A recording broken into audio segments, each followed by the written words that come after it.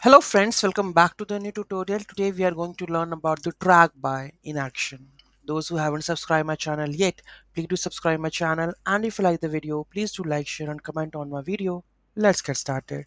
This function tracks changes using a unique identifier like the ID, ensuring the efficient updates.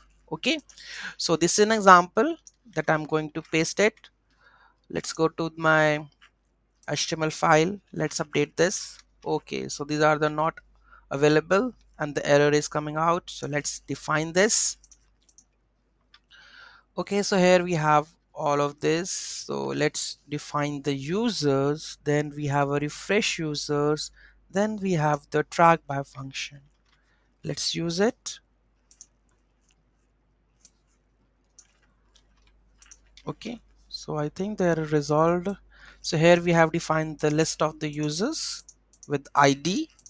Stimulate the refreshing data, new object entities. So here we have the ID, name, pop. These are the refresh data, refresh users, and track function to optimize the DOM updates. So here you can see that track by ID. So it requires the index that should be a number, and this is I want to update ID number. Okay, and returns the user ID. So this, let's see, have a look of that one. First of all, let's understand it. Okay, so here you can see that if I just go over here, right, so here you can see that there lies there. If I just refresh it, so let's see the entire DOM is removed or added or what happening on it. You can see if I refresh users, nothing happened. Okay, neither it is removed, right, only nothing happened because there is no change in the data.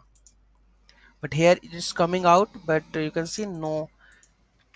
Okay, so here you can see that the refresh users, right, if I have this one, refresh user list user.id, and here I'm using the track by id.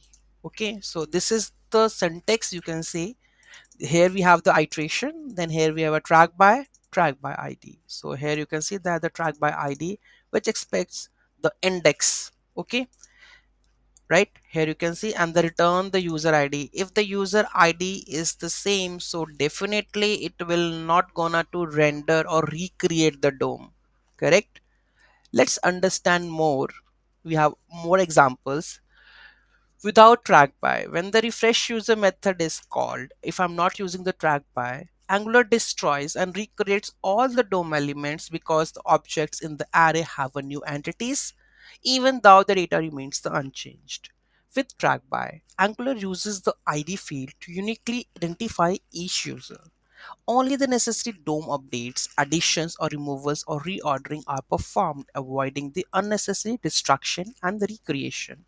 Okay, then, efficient DOM updates tracked by ensures that only changed items are updated in the DOM.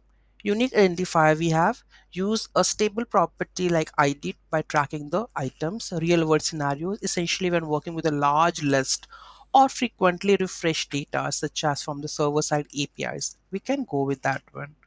Okay, I think that's it.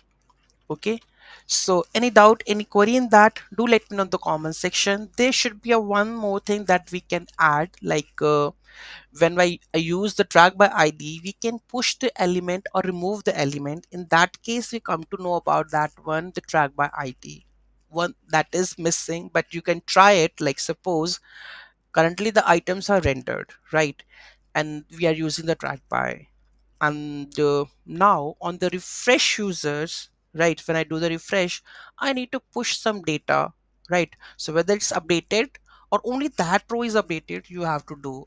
Is any doubt in that case, just do let me know in the comment section. Thank you so much for watching this video. Have a great day.